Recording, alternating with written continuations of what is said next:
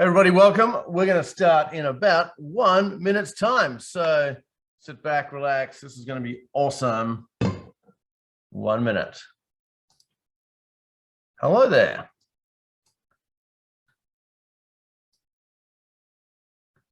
Johnny Bostrom from Stockholm. Good to see you, man. Good to see you. 10 o'clock. Yeah, daylight. Well, it's 6 o'clock in the morning here, Johnny, and it's dark, right? So there you go. Now, I just need to find my partner in Chrome.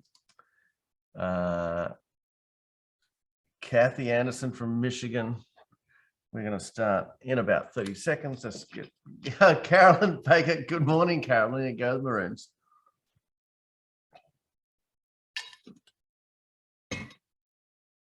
This is going to be fun. Let me just see if I can find my co-host. No,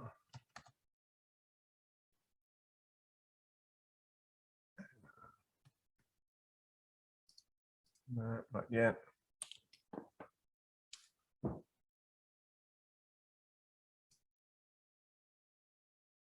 Alrighty, team. It is exactly 6 a.m. in Brisbane, Australia, coming to you live from the clubhouse. This is going to be an awesome session, all about, just get this, false start there, folks. Sorry about that. Here we go. That's better. That's better.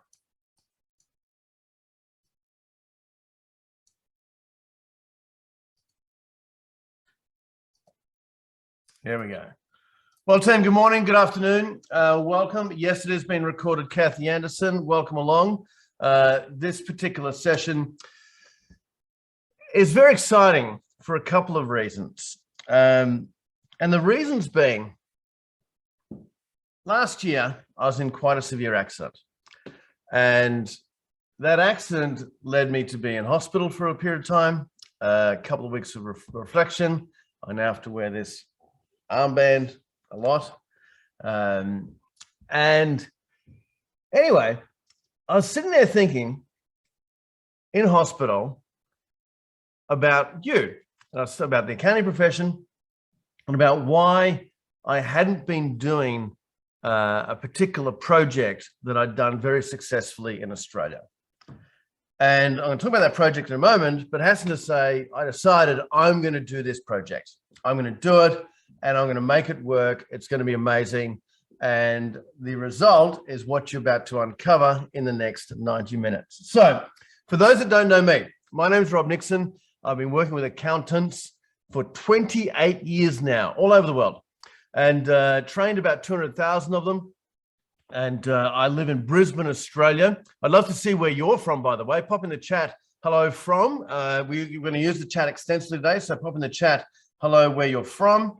We've got someone from and there we go.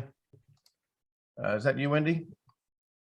Sure is. Good morning, Rob. Oh, good morning. Wendy's here as well. So we're going to do this together. Great. Parish, New South Wales, 6 o'clock for you.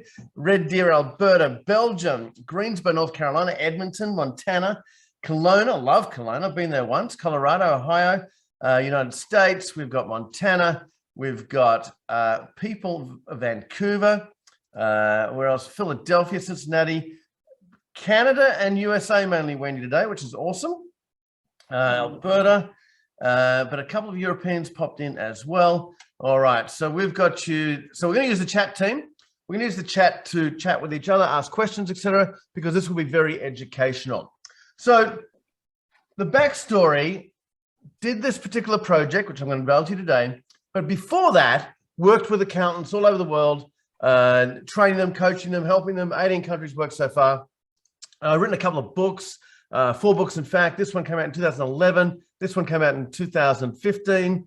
This one came out in 2017. This one came out in 2020. Went number 1 all over the world. Maybe you've got it, maybe you haven't. But the big thing we're talking about today is this project, which is the Accountant's Benchmark Report. It's so fresh. It's so fresh, team. I only got my copy at about 3 o'clock yesterday. It's not even bound yet. You'll be getting your copy today. So let me tell you about this particular report, and let me tell you about what we're going to be doing. So in 2001, I started a benchmarking study here in Australia, and it was called The Good, the Bad, and the Ugly of the Accounting Profession. And it, thank you, Michael. The book's pretty good. Appreciate that. I haven't read it. I've only written it. And it went bananas in Australia. So much so, I wrote the first 4 editions of it, and then I sold out of that company. That publication still exists today in Australia, and in edition number 21 or 22 or so, which is super cool. But I'd never done it in the United States and Canada. And so laying in a hospital bed last September, I thought, why aren't I doing this in the USA and Canada? So 6 months later, here it is. You've got it today. You're going to get this today. Those that participated in it, because we needed raw data to participate, your customized version with your numbers against the rest, early next week. We only finished it yesterday. You'll get yours early next week. Peter Lawson, Wacky Tuffer, good to see you, buddy.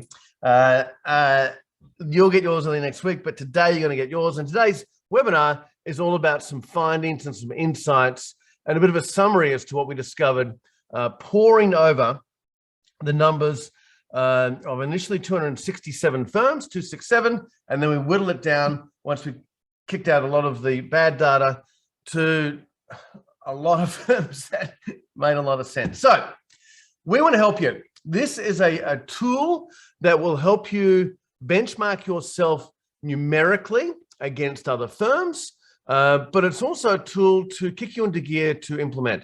And we're here to help you implement. My co-host today is Wendy Miller. And Wendy was working with me in implementation capacity, and we want to help you implement what comes out of today. So our agenda, our hidden agenda, is that we want to help a few of you, not all of you. If you're more than $1 million in revenue now, 1 to 5 aligned partners, you're ambitious, you're uncoachable, and not uncoachable, you are coachable. Let's meet and see if we can help. So I'm going to do this at the end as well. I'm going to put the meeting link in the chat. There it is. That's going to be a brainstorming session on implementation with Wendy. Wendy, just tell them briefly, show yourself and tell them briefly about what's going to happen in that session. Hey, everybody. Yeah, thanks, Rob. Essentially, we're going to get an understanding of where you're currently sitting and what it is that we can do to help you. And of course, we'll take a little look at your goals, what you're wanting to achieve. Usually, they're quite a quick session, Rob. It's pretty apparent straight away of whether we can help you. And that's the most important thing. Yeah, and giving some ideas about where that's going to fall and assessing where you're at the moment as well. So let's get into it. Let's get into some overview results. The report itself is 38 pages, so we're not going to go into that. I want to give you 6 key surprises, if you like, that came out.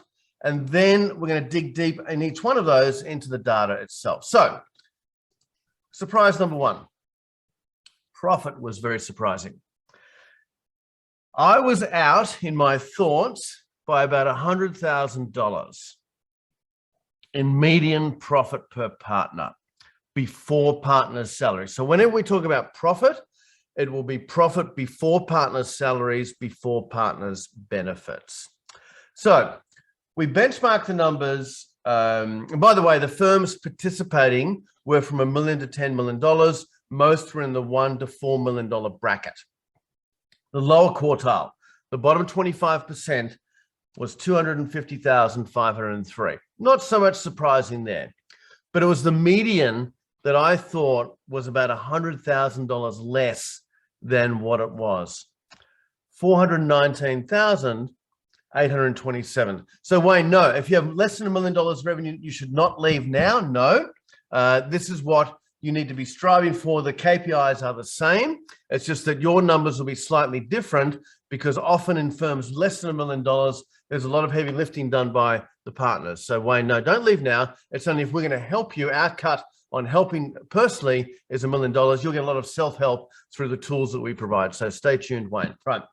$419,827 was the median for 2021. I was quite surprised at that.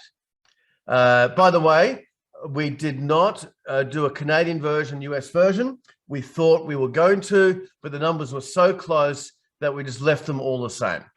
We were also going to do it in brackets, so 1 to 3, 3 to 7, 7 to 10, 10 plus. The numbers were so close, it didn't make sense. So it's one big lump of data in there. $419,827. You've had a great year. You've had a superb year last year. But I think it was on two key factors. One, you worked your tails off. You worked a lot of hours last year. And two, government incentives from COVID-19 helped prop your profits up. So 419,827. When we do it next year, I'm not sure what it might be, but I hope it's going to be more than that. Upper quartile, 609,972, 609,972. Now the best result. So we've got in all the data tables that you'll see in the benchmark report, there'll be lower, median, upper quartile, and best result. The best result will be for that indicator. So the best result was a sole practitioner, happens to be online right now, at $2.1 million. 2.1 and 2. And what I thought I'd do is show the makeup of this firm with their data. They're from Florida, and give some thoughts as to how it could be done better, because you'll see why the profitability is propped up. So 2.1, awesome result. By the way, we do not currently coach this firm. And the reason we do not, we had a conversation with this firm a couple of years back, is because they were very happy with where they were at. So we don't want, I'm very happy with where we're at firms to coach. We want ones that have a healthy discontent for the present. We want ones that are ambitious, they're coachable, and want to change, right? So this firm has got a rocking firm, absolutely cranking it, but I think there's a couple of areas of improvement. So let's have a look at the best profit per partner firm in Florida. So we've got one partner, one owner. We had 14 accountants, one admin. Straight away, this firm would be more profitable if it had more administration people. Sounds counterintuitive, but in workflow, when you've got accountants, in this case, 14 to 1 ratio, 14 accountants, 1 admin, accountants typically spend 2 to 3 hours per person per day doing administrative tasks associated with the accounting work. So if we were to replace that 2 hours a day with a 4 to 1 ratio of what we call a client excellence coordinator, then we'd free up that capacity. Yes, we've got the cost of those team members, as 3 or 4 people need in this case. We've got the cost of those team members, but the capacity is amazing what we can add to the top line, which most of it goes to the bottom. And typically those team members, more administrative people, are cost recovery as well. 78 client groups, awesome. I love the fact that this is a business-only business firm. Average fee per client, $49,655. By the way, one of the indicators measured in the report, but not in this table, is recurring revenue. This particular firm has 95% monthly recurring revenue, right? So, and that's one of the keys here as to why we can make it happen. Revenue of 4.1, 477. Salaries of 1,255. So for the 15 people, we've got about 80,000 average per person. So that's excluding partners. Overheads of 720 gives us total cost of 1,975. Gives us $2.1 million in profit before tax, or a profit percentage of 51.5%. So at $49,655 revenue per client, business clients, we've got advisory in there, we've got consulting in there, we've got tax planning in there. We're not just a personal income tax shop here. Now, Here's the kicker. Here's why. And by the way, this is a sole owner with a full-time salesperson, right? Big key there. Productivity of said partner is 100%. That's great, right? That's awesome if that's what you want to do. But I would suggest that we should be focused on far less productivity of the partners, because that's 2,000 hours, right? Doesn't mean they're working 2,000. That means they're charging 2,000, which means they're working 2,500 to 3,000, right? So it's propped up by hours. And as you look at the productivity of the team members at 91%, this is an hours machine. It's very profitable without a doubt, right? And if you're happy with that, awesome. But if you want to create a business that is more sustainable, then you'd be looking to reduce the hours dramatically. I've got another case study coming up later on the next line item, which is average hourly rate. So because we've got so many hours going out the door on this one, and it's recurring revenue, which is great, we've only got an average hourly rate of $148, which is basically bang on the median of average hourly rate. The case study firm on average hourly rate is from Kentucky coming up is $377. So just imagine this firm, right? And by the way, very similar average fee per client group on the one coming up later at $46,000. But their margin is $377. The productivity for that firm, very similar profit margin at 50%. The productivity for the partners was 17%, and the team was 50%. Imagine if we flipped this firm around, right? Imagine we flipped it around and said, well, let's take the partners' hours down to half, say 1,000. And let's take the team members' hours down to, say, 70 or 80%, which means we've got time. We've got capacity to train. We've got capacity to sell more. We've got capacity to add more value to clients. And we might take out 5,000 or 6,000 hours out of the equation here. But on the flip side, if we really valued what we did here, our margin, our average hourly rate was more like $250, $100 on, then we'd have a vastly different looking business. It'd be more profitable, it'd be more fun, and it wouldn't be so stressful punching these hours out the door. These are my thoughts. I'm taking this from a consulting thoughts, a coaching questions, an objective journalist as well, right? And it's actually reflected in the bottom number, which is profit time index, which to me is the ultimate number. I'm going to talk in depth about profit time index today at $840. So a very profitable firm, but we can't look at these numbers in isolation. So as you get your report today via email, because you're on it, you'll get first dibs at it. You mustn't look at one set of data just in isolation. You need to look at the data and mix and match appropriate to you. So this firm might be very, very happy with the profit result. And if they're happy with the time result, as in lots of labor here, then happy days, don't change. But if you're not happy with the time result, too much time taken, and you're happy with the profit result, then we need to pull some other levers here to actually, make a difference, but keep the same profit. What we do when we help you, when we coach you directly, is we get you well over $1 million profit per partner, whilst partner time, client time, is less than 500 hours. That's some sexy numbers there. Let's go to the next one. Average hourly rate. It was low. And it was low, and I'll show you the numbers here in a moment. It was low because in the United States and Canada, where this data is from, there's never been much of a focus on it. So here's the equation on average hourly rate. It is simply revenue billed under worked hours, and this is worked hours for client worked hours. That should say client hours. So we charged a client $5,000. We did 10 hours. That client was a $500 an hour client. We did $1 million in revenue.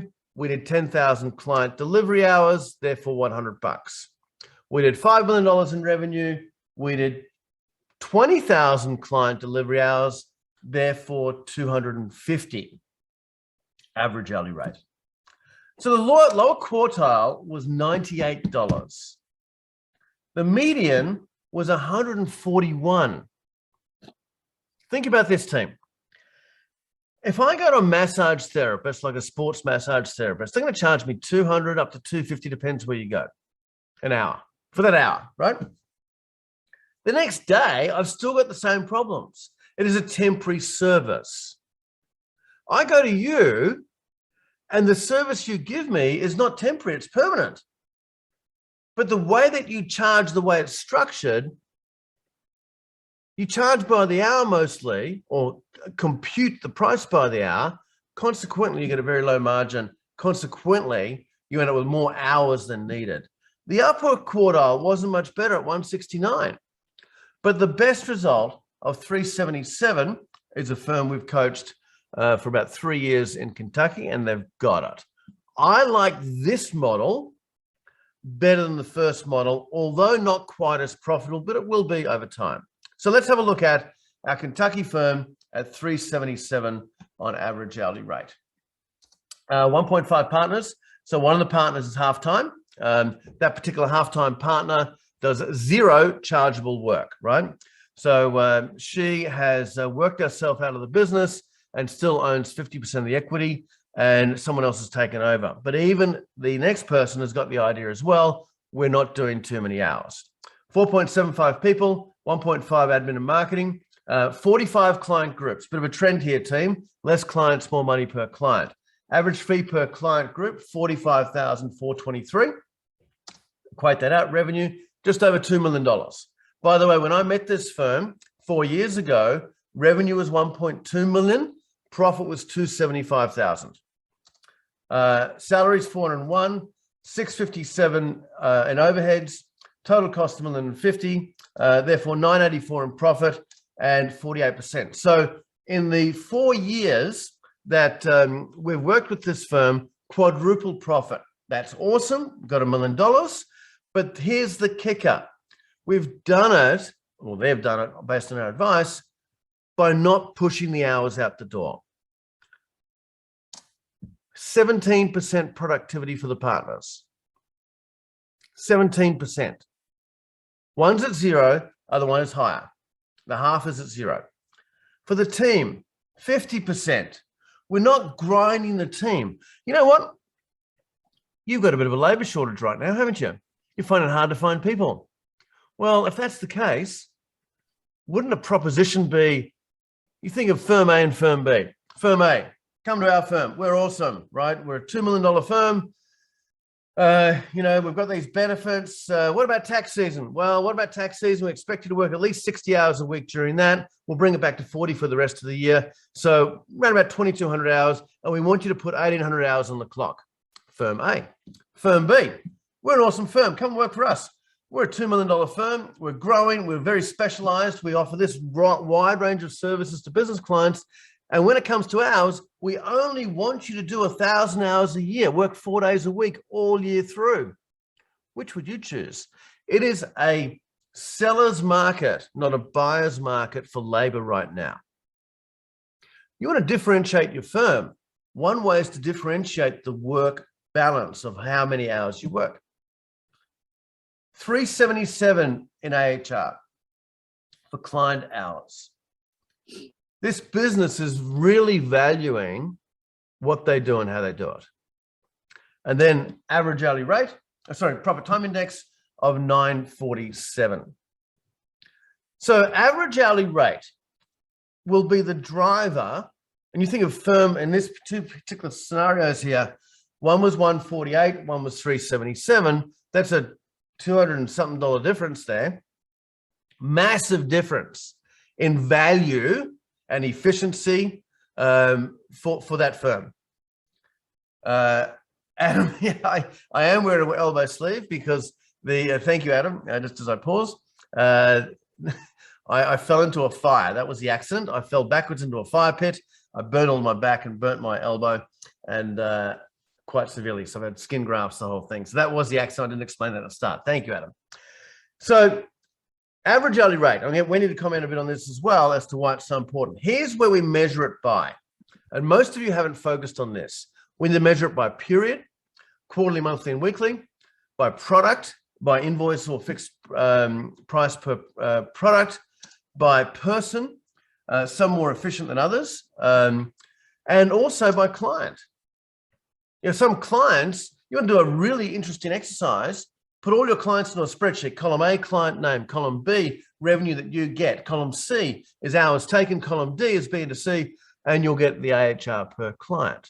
You'll be amazed at the spread. Your average hourly rate should increase monthly. Wendy, make some commentary on AHR, please. Yeah, I love AHR. In fact, one of the first and foremost, anybody that's worked with Rob and anybody that wants to work with us, you will know that we bang on about AHR is a decision. And Rob talked about the massage therapist earlier, and it is. AHR is absolutely a decision. So there's a mindset shift there. But secondly, you mentioned that spreadsheet, Rob, and that is one of the first things that our firms sit down to do is actually do this AHR analysis across the board. And it is, especially once we've started to think about what is my decision around AHR, what are the outcomes on that spreadsheet? You know, how many clients are actually falling below and how many clients are sitting around that middle mark? Then we get to have some really important conversations internally and then, of course, with our clients. So it's an incredibly valuable and really worthwhile exercise to do very early on when you're thinking about improving these numbers.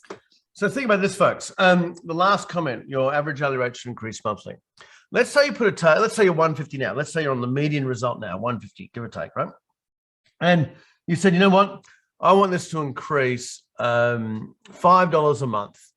So we're measuring it monthly.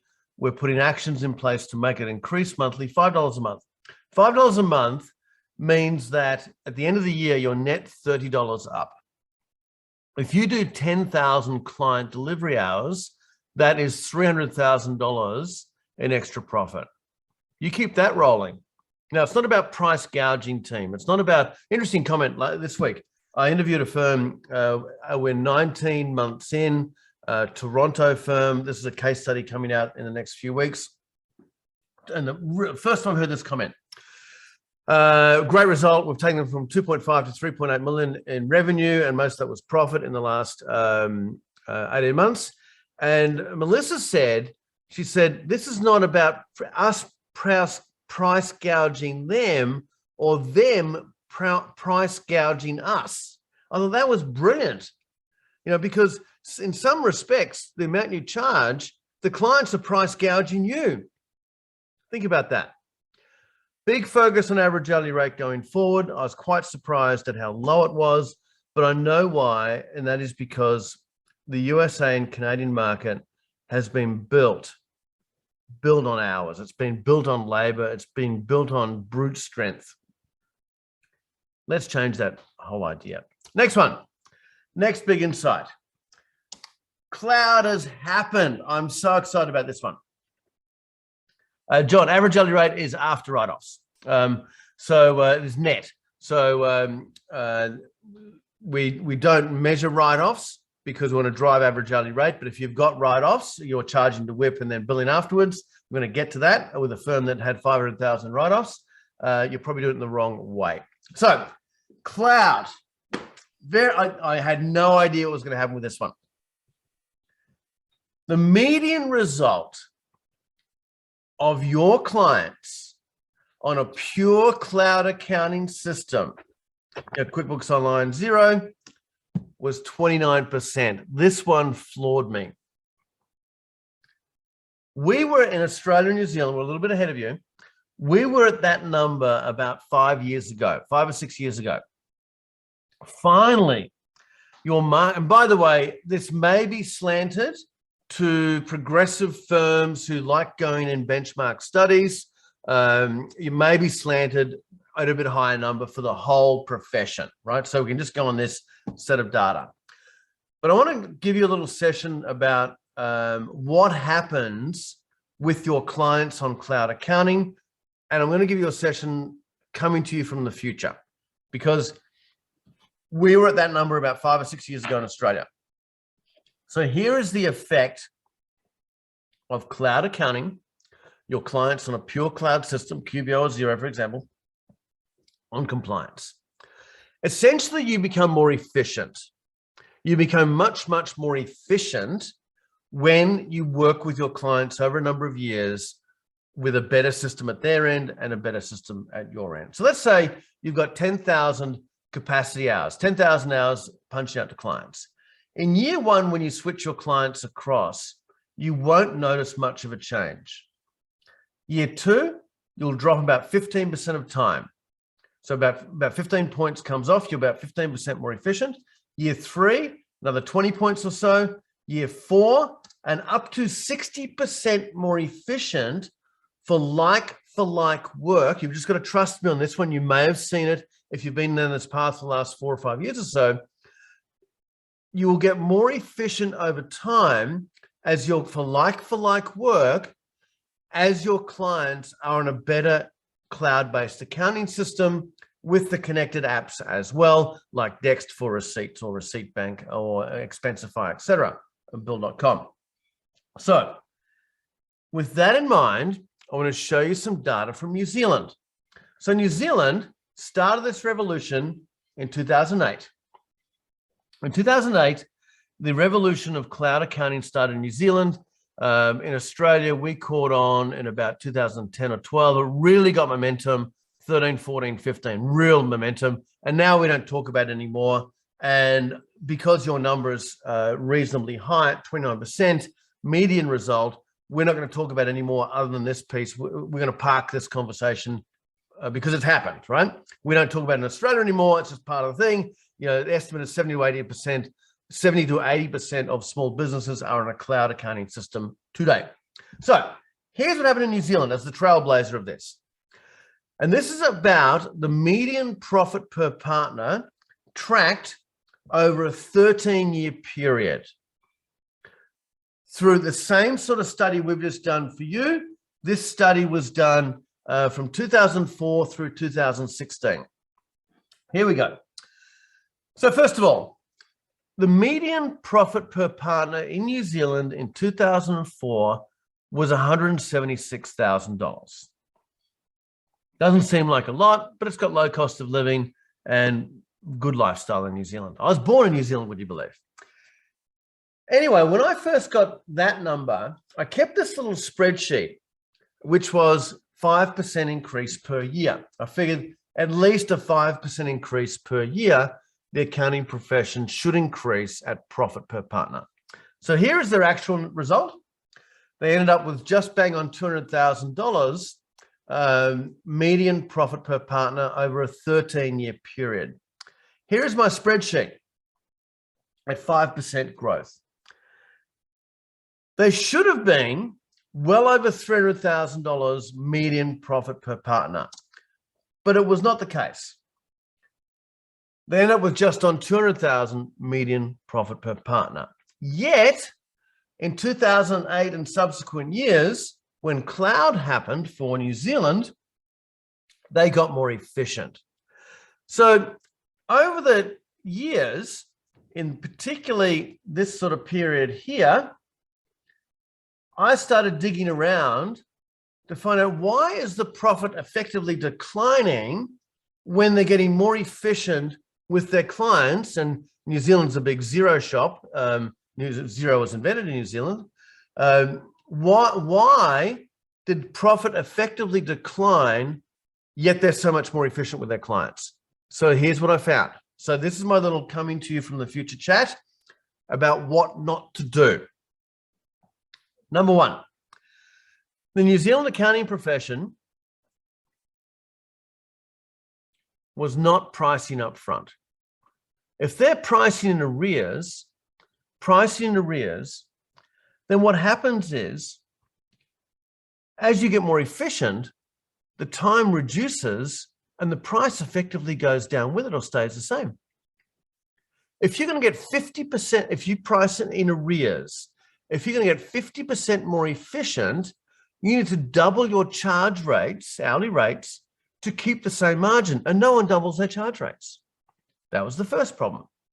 The second problem, because they couldn't see the efficiencies,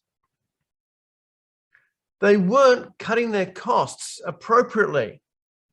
Because if you've got 50% less time on the clock, effectively, you could have 50% less people, but the people were still busy. So they didn't realize the margin. And the third thing, again, because they couldn't see the efficiencies, they weren't refilling the efficiencies with new services, new clients. Don't let this happen to you. Price it up front, definitely get more efficient, reduce the time, reduce your costs if you need to, or refill that capacity with new services, new clients. Cloud has happened. I'm very excited for you. Number four. Let's look at number four. And that's going to be, oh, what happened there? I've got it. Excuse me a moment. Excellent. Thank you, Alexander. I've got a slight mistake.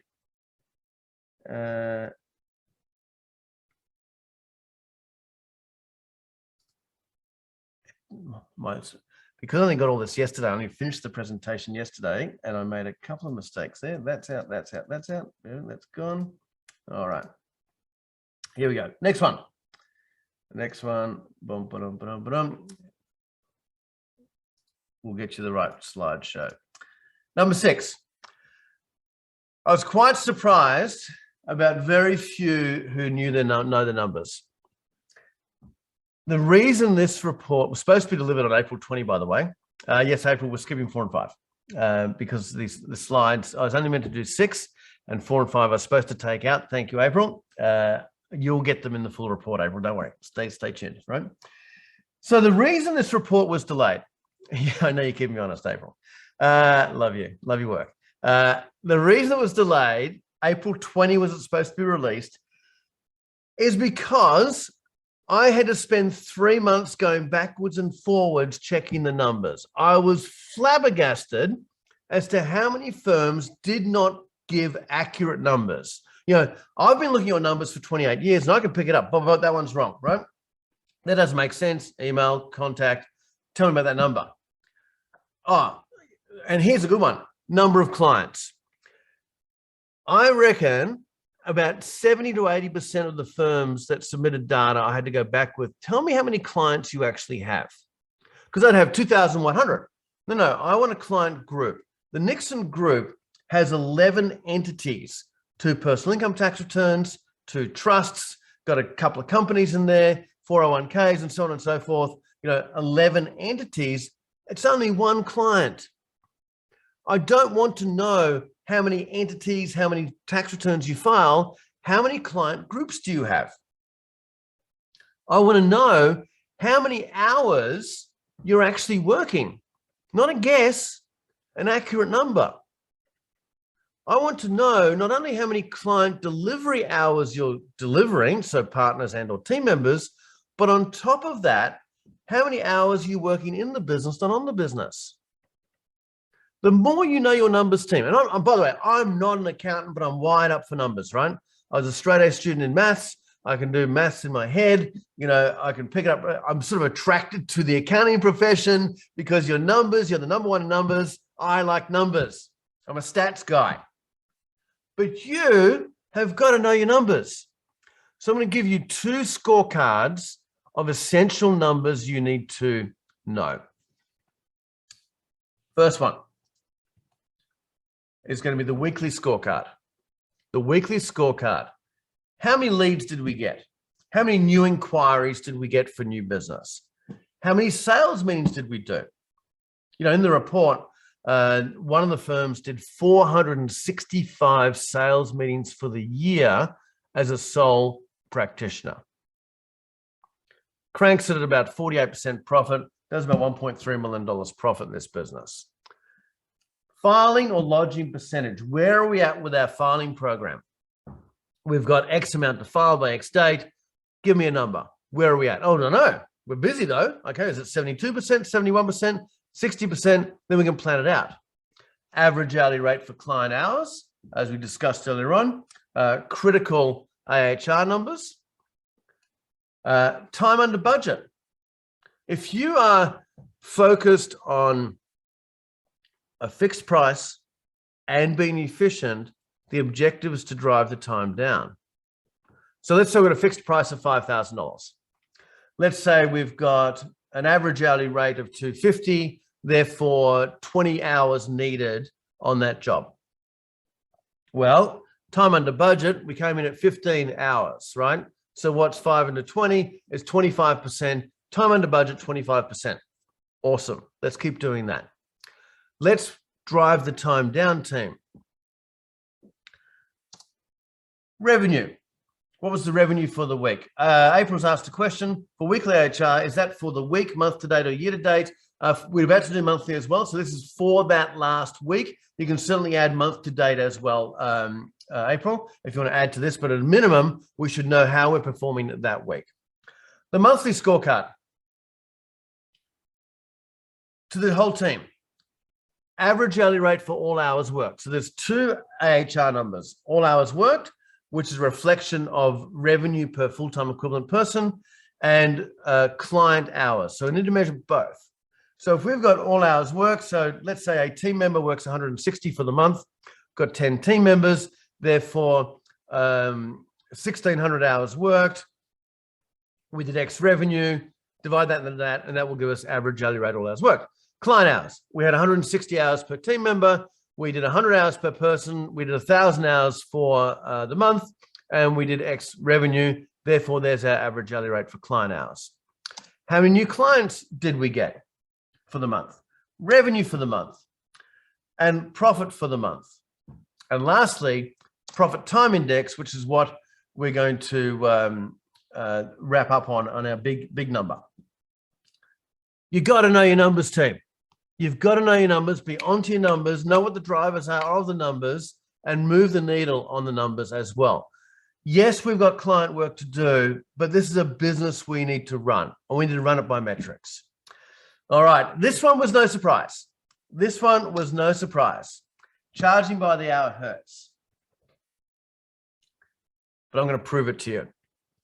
I'm going to prove it to you and show you a model of a firm in the Hamptons that, and I'm going to make some very harsh suggestions to this firm in the Hamptons. So here is the old business model. The old business model was you want to drive revenue, you get people power times productive time times average charge rate, less write-downs equals revenue.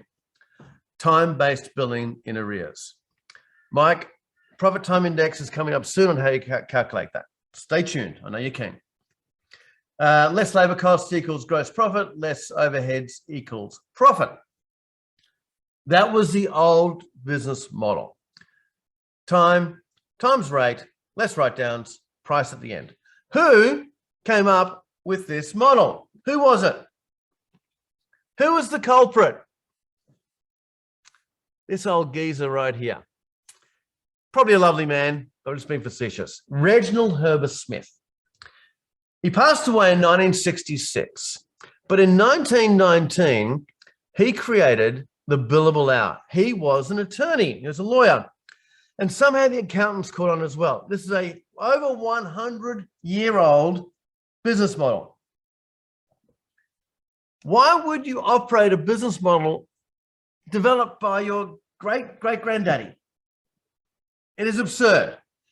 It causes the wrong behavior. Because if you're an hours-focused business, I want more billable time out of you, laddie. I want more chargeable work. No worries, boss. I'll give you more billable time. I'll just go slower.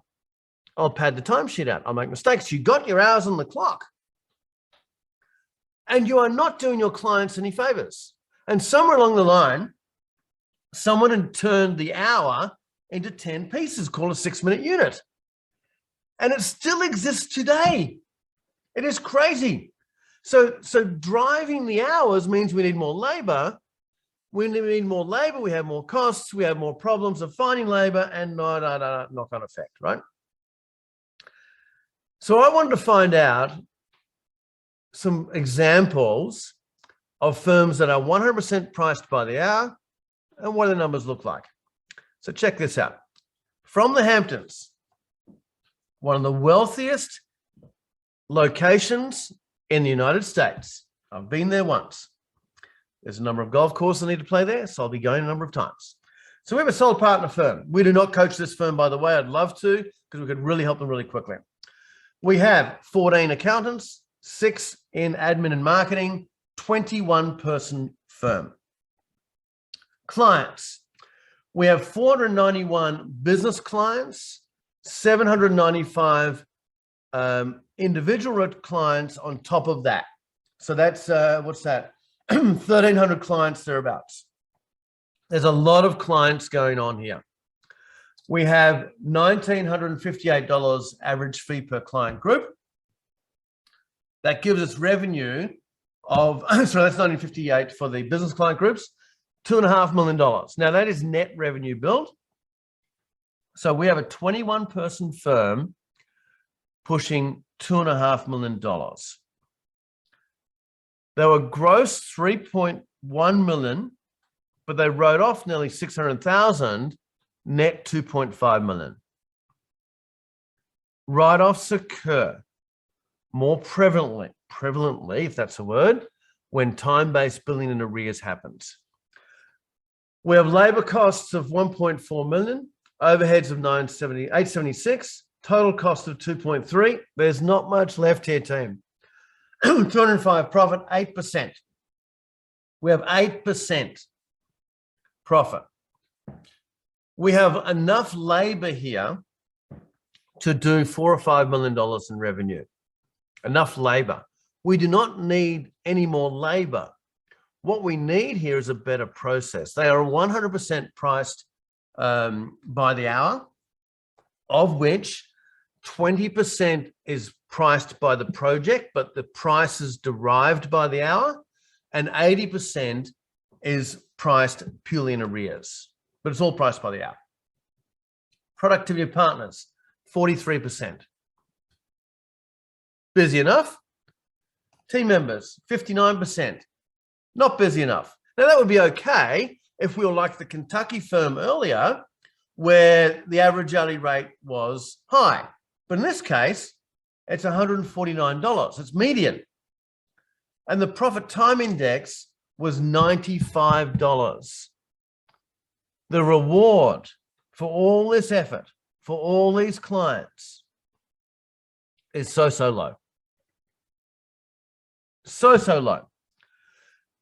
To fix this firm, we would mandate 100% price up front immediately, as in every client gets a price signed off.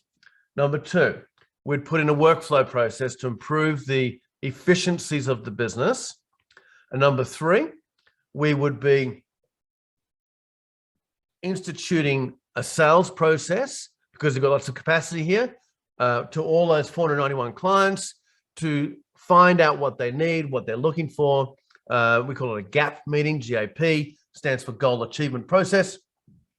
And that GAP meeting will uncover tons and tons of new business from existing clients. So we are going to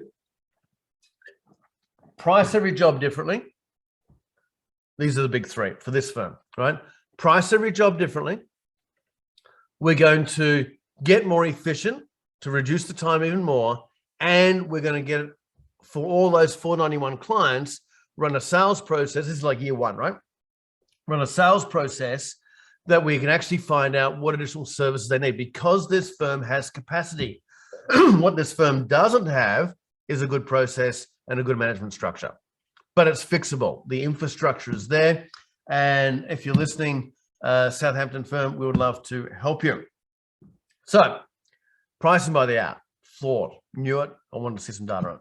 A few have been asking about profit time index. Profit time index was low. This is a number that I invented 3 years ago. 3 years ago, I was sitting on an airplane actually on the way to the US. We're back flying again, which is awesome. Back traveling, 2 years of that. I thought, what could be a number that could represent an output of everything an accountant does, an accounting firm? So I came up with this number called profit time index. So from the partner's point of view, if this number was growing, the business will be running better. It's more efficient, there's more leverage, more structure. It was more profitable, more time for the partners, all the good stuff, right? So here is the equation.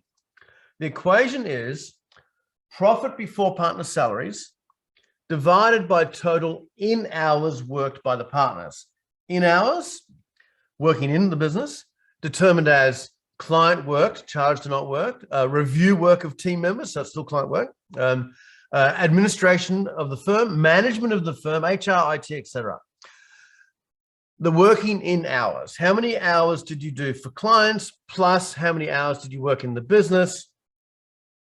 Add them up, you'll get the number, divide that into profit.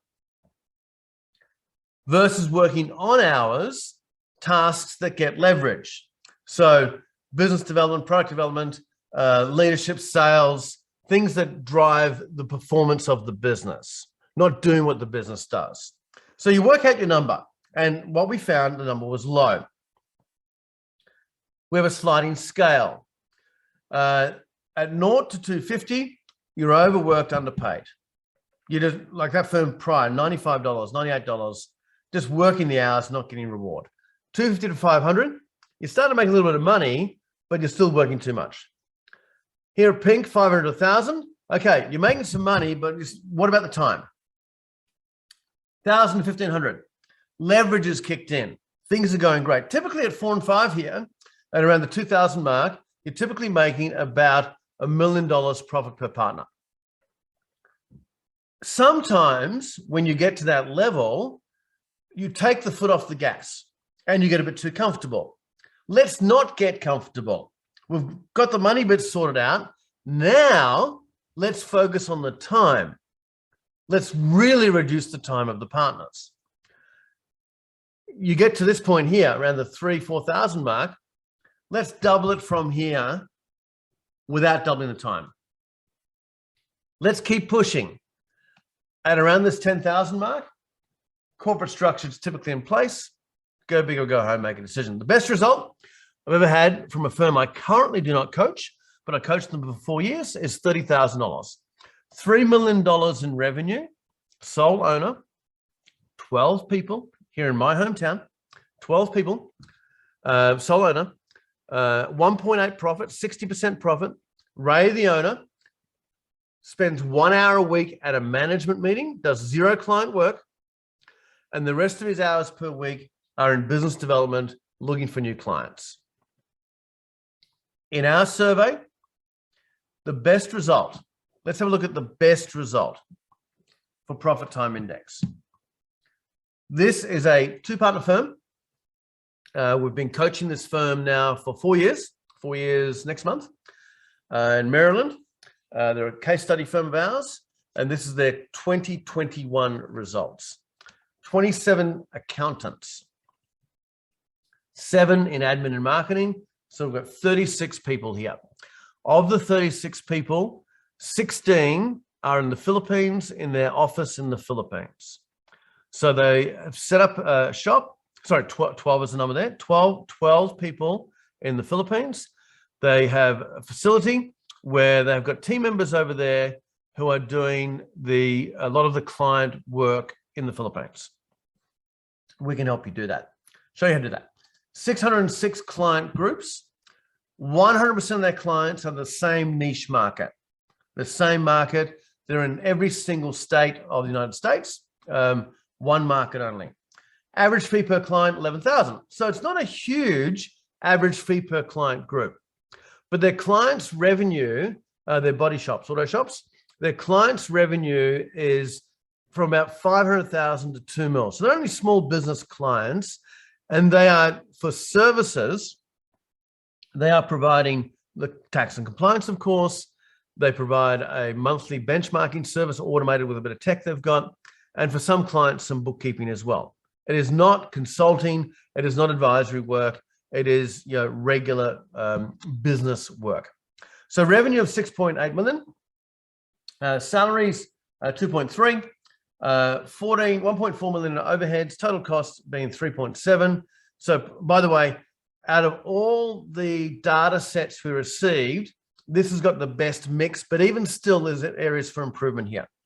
Profit of 3, profit per partner 1.5. Tidy numbers for a 2-partner firm. These next 2 numbers I like, the third one, not so much. 24% average productivity for the partners, 24%. So average is 457, one is more than the other. 1,700 for the accountants, so 82%. This will be propped up by the Philippines team, because the Philippines team are typically 90 to 100%, and the stateside team will be a little bit less, but still very healthy. Great numbers there. We're not slamming the team too much. Partners are not working too much either. This is the number I think they can improve on even more, 144. And the reason I say that, they have a niche market, one industry type that they are experts in.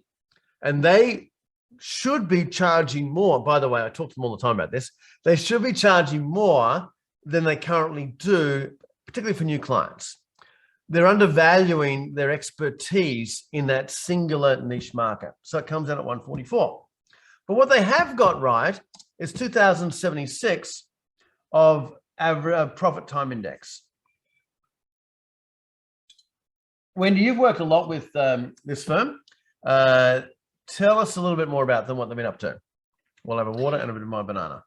Yeah, absolutely. I think the biggest focus for this firm, so having been with us now for about that over 3 years now, I think initially the first focus was those foundational areas. You know, what are we doing with our pricing? What are we doing with our structure? What are we doing with our people? Which then turned the attention to this offshore model. How can we actually get more leverage? How can we throw more at it? And I think there's a lot of really great factors to this business. And I think one of them in particular is that niche. So I would go as far as saying that we've got one client type and almost one product type. Now, of course, you know, at an individual level, there's more opportunities for each of their clients at a consultative level, what we call a project level, if you like. But the real focus in the last 12 to 18 months, and the partners have even said this, they still got a long way to go. The real focus has been on that effective offshore team setup, their training, their development, the time that they're investing, their buddy system, to ensure that the offshore team is always busy, always pumping out the work, and they're happy, by the way. They're not just, running to deadlines and that sort of thing. They're actually happy. But the biggest, as I say, the biggest investment there right now is actually on the people. And how we can get quality product, timely product, and really great outcomes for our clients. This firm as well, also to make mention, have always had a very healthy marketing department.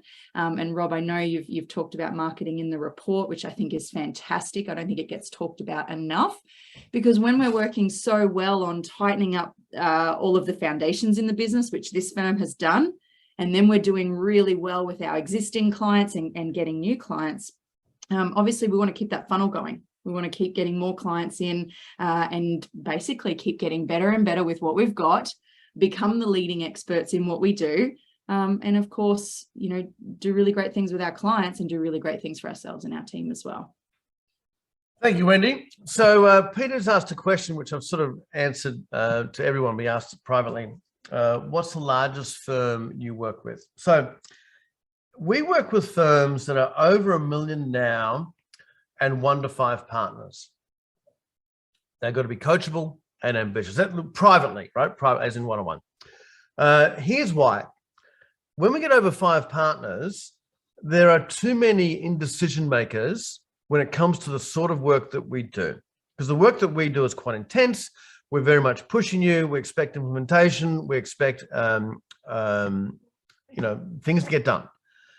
Under $1 million, often the resources aren't there to implement what we want to implement. So we focus typically more than $1 million, of course, 1 to 5 partners. So it's about a $1 to $10 million revenue range typically is where we work. So as we bring this home, I want you to think about a few things. There's much more information in the report, of course, and I want you to think about 8 key areas about you and your future. When you look at these numbers and you go, well, that's pretty cool. I'd love to achieve that. Right, we're better than that one. We're not so good on that one. You'll compare. Then you've got to make a decision. Well, do you want to change? Do you actually want to make some changes? Are you prepared to make some changes? Are you annoyed enough, have a healthy discontent for the present, that you're prepared to make some changes? You know, more profit, less time. And I think there's 8 areas that could be potentially holding you back that you need to think about and ask yourself, so what is holding us back? What are the key things, the key issues, or also known as opportunities, that are holding you back? Is it pricing and packaging, the way we price and package our client work? More than likely. Is it our communication program with our clients? You know, is your communication program just reactive? It happens when clients contact us, or is the cadence of meetings systematic process? Is it your workflow efficiency model? As in, look, we're so busy, but we're just busy, right? It's busy. Things are happening, you know, it's chaos. It's all over the place. Is it your time utilization model? How you spend your time? Is it that you've got capacity like that Hamptons firm, and we haven't really got a community or database to market to because we don't know who we're targeting? Is it that marketing and sales is not working, that needs to work? Is it your product mix, what you're actually selling? Or is it the big one, right? Because all those, so far, the first 7 are tactics and strategies. But this next one is the one that could be the thing holding you back the most. And that is the people, the mindset, the structure, the performance of your team. If you want to make changes, even the first 7 there, you might get objections from your team. We don't do it that way. We don't like it that way, right? We're not going to do that. I'm not going to do that. We've been doing this for 20 years. Why should we change? Well, maybe we need to change you, right? One of the reasons, Peter, on multiple partners is to get change for the entire firm, the partners must be aligned. Wendy was telling me a couple of days ago, she's talking to a multi-partner firm, and we said no to them. Well, sorry, we can't help right now. They were talking about a partner who needed to leave so that they could implement changes. And we just backed straight up. So why don't you go and do that first? And then when that's clean, when that's finished, we can help you then. Team members we can deal with along the way. But if you've got partners who are not aligned, if you've got partners that are not on the same page, not prepared to change, then this is a lovely webinar. You'll read a lovely report. You might get a couple of books. You might attend another webinar, but it's a complete waste of time. It's just not going to happen. Life's too short for this. Team, a breakthrough will happen often after a break with. A breakthrough might happen after a break with. You've got changes to make, but there's things holding you back. Mike's asked a question, not sure what it is. So could you repeat that differently, Mike, please? I don't know what that question is, because keep the questions coming, by the way. We've got a Q&A question as well. What's that? Keep the questions in the chat if you could. Why can't I see the Q&A? All right. So Rob, I've got them here. How about I send them over to you? So yeah, great. First one is Kathy is just getting clarification on client groups. It might have been answered earlier, but she says if one client has 3 businesses, is that 3 different client groups, or is that still considered one client group? Still one. Awesome, straight up. And we've got an anonymous attendee here. We're all friends here. We don't need to be anonymous. I presume that offshore leverage is due to lower cost, increasing staff hours, or combination of both. So offshoring is different to outsourcing. Outsourcing is often project work sent to a shop and they do it for you. Offshoring is where you've got a team of people who just work for you. Typically, cost structure for like when you add in all costs of the humans, so costs plus labor costs plus benefits, office costs, etc., it's typically about a third to a quarter difference, as in a 25% of total. So yes, cost structure is important, but more so, it is availability of people and work ethic. When you've got them set up, you will find that they will, they love to learn, that they will do work faster, more efficiently than your stateside team members or Canadian team members. For another topic. Is there another one there, Wendy, or is that it? We got one more that's come through. Can you repeat the 8 things holding a firm back? Is that not on screen? Sure is. What's holding you back? All 8? So there's eight blocks there. Yeah, you're right. I can see them. I can see them on the screen. 1, 2, 3, 4, 5, 6, 7, 8. Yeah, got it. Okay, so let's do a bit of feedback here. Just so if those had a number 1, 2, 3, 4, 5, 6, 7, 8, if that had a number, what for your firm, just see I can see where you're at, what for your firm is the number 1 issue? Just put a number in there. Thomas says 8. Give me a number. Number 1 issue. Lots of 8s. We've got some 3s here. Workflow, pricing, workflow and people. Mainly workflow and people. Wow. Any more? Yep. 3 and 8's the leaders. We've got a couple of little randoms in there. A couple of 1s are 6. I think 3 and 8's a good place to start. 3 and 8's, yeah. 3 and 8. So get the right team on the bus, of course. You got some more Q&As coming through there, Wendy? Yeah, I'm just going to scroll for those as well. We've got just more confirmation about these things holding us back. Definitely 3s, 8s. Denny says pricing and people. We're older team members, definitely transitions going on here in the accounting profession as well. Yep, we're still reporting back on these biggest things holding us back. Yeah, okay. So it looks like people, workflow, and pricing are the big 3 out of all those. Look, team. Sorry, Wendy, you go. Go ahead.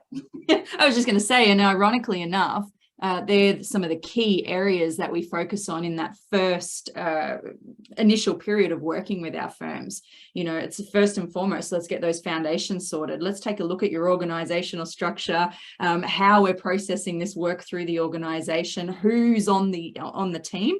And also our responsibility to our team about what's the vision here? What's our company culture? How, you know, what are we also doing to take care and foster a really great attitude and behaviors in this organization that leads to these big outcomes that you've been promoting in today's webinar too, Rob?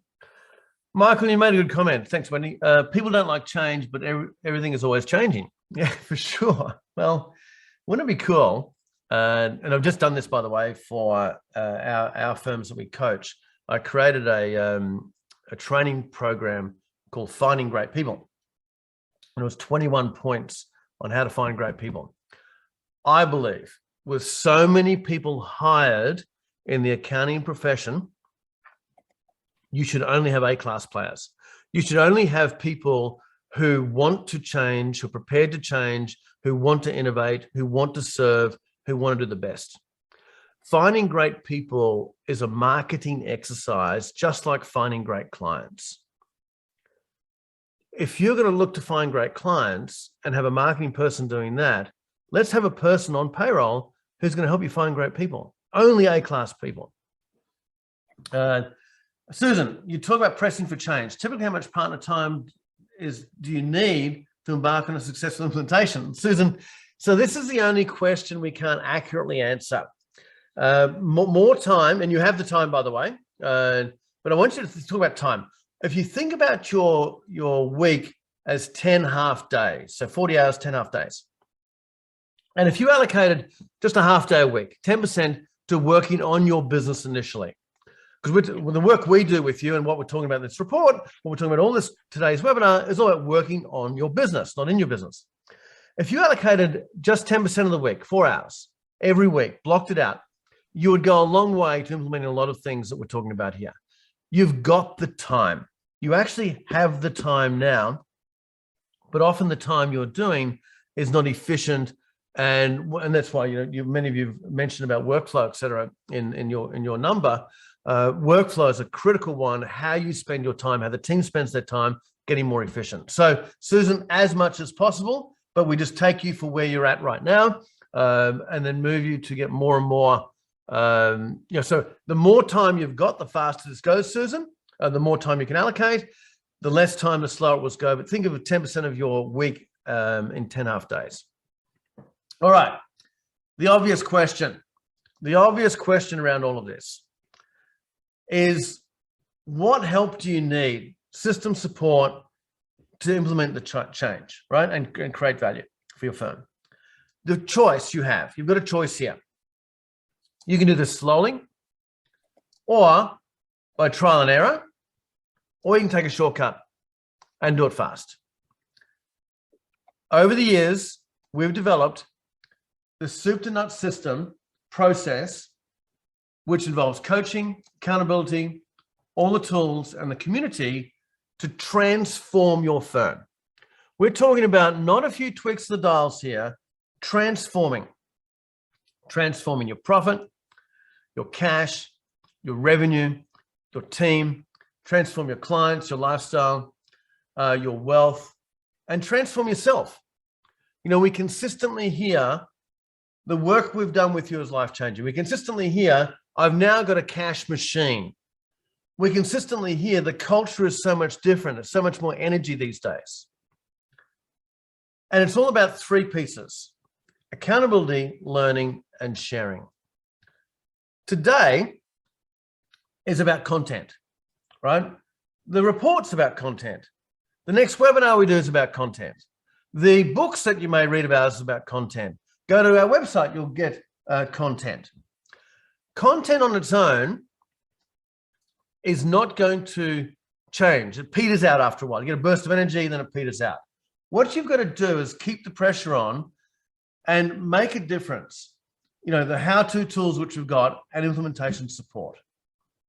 You want to transform your firm and your life? From today, you've got a choice. You could do nothing. You've had a nice time, answered a few questions, go back to status quo, do nothing. You could do a little bit on your own. You could definitely do a little bit on your own.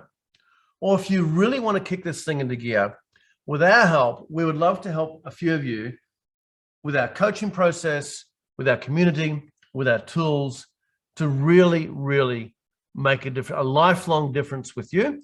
We don't work with you forever.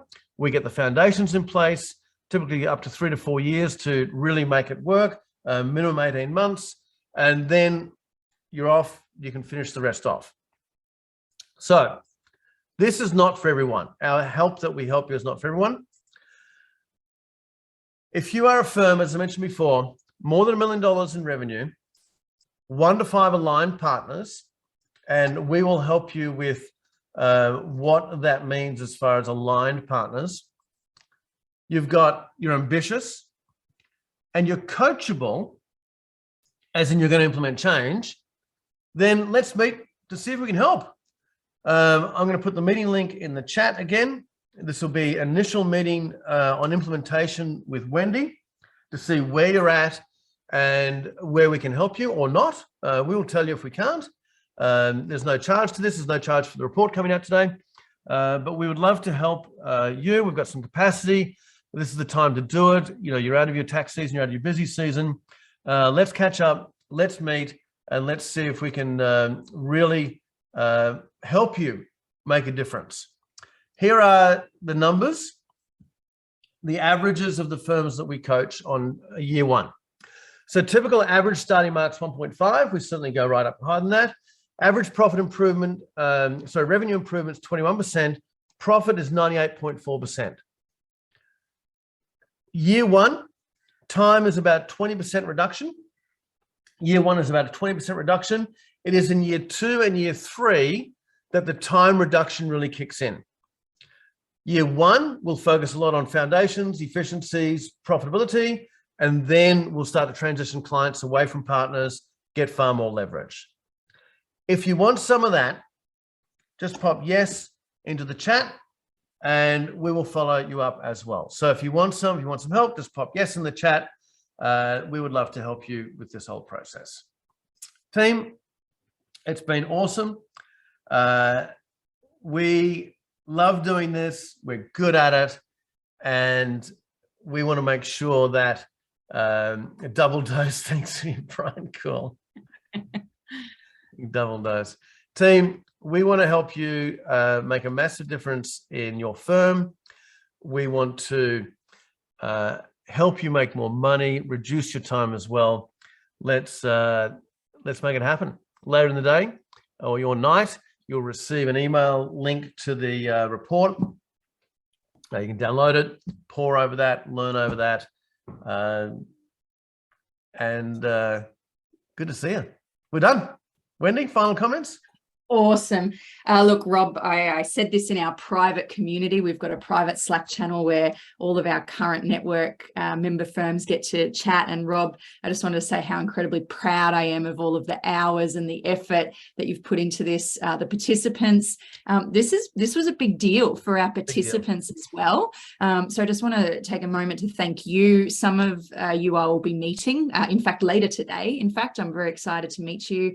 But you know, a big thank you, and I'm immensely proud of what we've created here, and I'm so excited to see this roll into the future, because what we do is help accounting firms, and we do that really well. And this report is a great starting place to demonstrate that. And for all of these firms on the line, you know, use these resources. If you're not quite at 1 million, and I get this question a lot. I'm not quite at 1 million. Can you help us? What do you recommend? The resources that we have here in the benchmark report and also over on our website. Don't be afraid to jump in and stalk some of the content, but most importantly, don't just stalk. Create an action plan. At the back of the benchmark report, Rob's put in an action plan there, because that's what this is about, implementation. Jot down your ideas, jot down your notes, and then make a plan to implement them. And definitely, you know, either if we can help you now, we would love to help you now. If you're not quite at that 1 million, then just create a plan, work towards it, and let us know when you are, and we can take it from there. And final comments. Thanks, Wendy. Final comments. This is year 1. We want more participants next year. We're going to do it for the next 8 years at least, and get bigger results, and get bigger trends. All right, team, that's it. Thank you. Report will be sent later today, Candace. So probably your nighttime, our afternoon, tomorrow morning, you'll see it. Have fun, team. All the best. Bye-bye. See ya. Bye.